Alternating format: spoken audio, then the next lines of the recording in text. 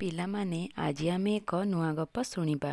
ଗପଟିର ନାଁ ହେଉଛି ନିଜ ଜାତିକୁ ଘୃଣା କରି ଫଳ। ପ୍ରକୃତି ଯାହାର ଯାହା ତା ସେ ସହଜରେ ଛାଡ଼ିପାରେ ନା। କୁକୁରକୁ ସବୁଠାରୁ ଭଲ ଖାଦ୍ୟ ଦେଇ ସୁନାର ପୋଷାକ ପିନ୍ଧେଇ ଯଦି ରାଜସିଂହାସନରେ ବସାଯାଏ, ତେବେ ସେ ଅଇଁଠା ପତରଟିଏ ଦେଖିଲେ ଲାଙ୍ଗୁଡ଼ ହଲେଇ ଅଇଁଠା ପତର ପାଖକୁ ଦୌଡ଼ି ଆସେ। ସେମିତି ଗୋଟିଏ ବିଲୁଆ ନିଜ ଜାତିକୁ ଘୃଣା କରି ପରିସ୍ଥିତିରେ ପଡ଼ି ନିଜ ଜାତିର ରଜା ହୋଇ ଶେଷରେ ମାଡ଼ ଖାଇ ମଲା, କେବଳ ତାର ଜନ୍ମଗତ ଅଭ୍ୟାସ ବଦଳେଇ ନ ପାରି। ବିଲୁଆ ମଣିଷମାନଙ୍କର ଅତି ପାଖରେ ଗାଁ ଗଣ୍ଡାଠାରୁ ନିକଟ କିଆବୁଦାମାନଙ୍କରେ ରହେ। ଗୋଟିଏ ବିଲୁଆ ବୋବେଇ ଉଠିଲେ ସବୁ ବିଲୁଆ ଏକାଥରକେ ହୁକେହୁ ଭୁକି ଉଠନ୍ତି। ଏ ହେଉଛି ବିଲୁଆର ଜନ୍ମଗତ ତଥା ଜାତିର ପ୍ରକୃତି। ଥରେ ଗୋଟିଏ ବିଲୁଆ ଦୌଡ଼ି ଯାଉଥିବା ବେଳେ ଗାଁ ମୁଣ୍ଡ ପୋଖରୀରେ ଧୋବା ତୁଠରେ ଥିବା ନୀଳକୁଣ୍ଡରେ ପଡ଼ିଗଲା।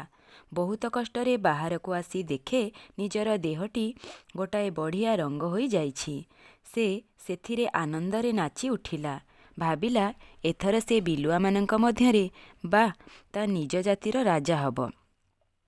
ଏଇଆ ଭାବି ସେ ଯାଇ ତାର ଜାତି ସମାଜ ପାଖରେ ପହଞ୍ଚିଲା ଓ ପ୍ରଚାର କରି ଚାଲିଲା ଯେ ସେ ଇନ୍ଦ୍ରଙ୍କଠାରୁ ବର ପାଇ ଆସିଛି। ତାକୁ ସହଜରେ କେହି ମାରିପାରିବେ ନାହିଁ। ଜଙ୍ଗଲର ରଜା ସିଂହ ପୁଣି ତାକୁ କିଆବୁଦା ରାଇଜରେ ଥିବା ସବୁ ବିଲୁଆଙ୍କ ଉପରେ ରାଜା ହେବାକୁ ଅନୁମତି ଦେଇ ପଠାଇଛନ୍ତି। ଏହାକୁ ନ ମାନିଲେ ଦଣ୍ଡ ଭୋଗିବାକୁ ପଡ଼ିବ। ଏମିତି ବଡ଼ ବଡ଼ କଥା କହି ସବୁ ବିଲୁଆଙ୍କୁ ଭୁଲାଇ ଦେଲା। ସବୁ ବିଲୁଆ ତା କଥାକୁ ବିଶ୍ୱାସ କଲେ ଏବଂ ସେମାନଙ୍କଠାରୁ ଶକ୍ତିଶାଳୀ ଭାବି କଥାକୁ ବିଶ୍ୱାସ କଲେ। ତାଙ୍କୁ ସେଇଦିନୁ ସେମାନଙ୍କର ରାଜା ବୋଲି ଗ୍ରହଣ କଲେ।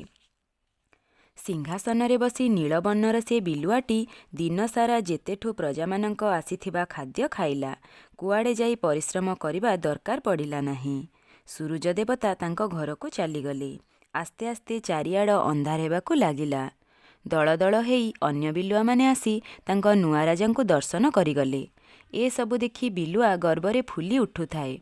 ଭାବୁଥାଏ, ଏଥର ତାର ଭାଗ୍ୟ ବଦଳିଗଲା।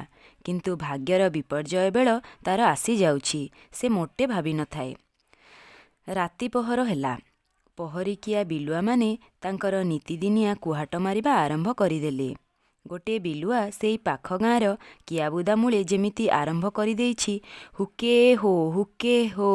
ସଙ୍ଗେ ସଙ୍ଗେ ଅନ୍ୟ ଗାଁର କିଆବୁଦାମାନଙ୍କରୁ ଆରମ୍ଭ ହୋଇଗଲା ସେ ହୁକେ ହୋ ଶବ୍ଦ। ଦଶଖଣ୍ଡି ଗାଁ କମ୍ପି ଉଠିଲା। ପ୍ରକୃତିକୁ ସମ୍ଭାଳି ନ ପାରି ରାଜା ବିଲୁଆଟି ମଧ୍ୟ ଆରମ୍ଭ କରିଦେଲା ସେଇ ହୁକେ ହୋ। ପାତ୍ର ମନ୍ତ୍ରୀ ପରିଷଦଗଣ ଯାହା ଅଛି ସମ୍ମାନର ସହ ନିଜ ନିଜର କର୍ତ୍ତବ୍ୟ କରୁଥିଲେ।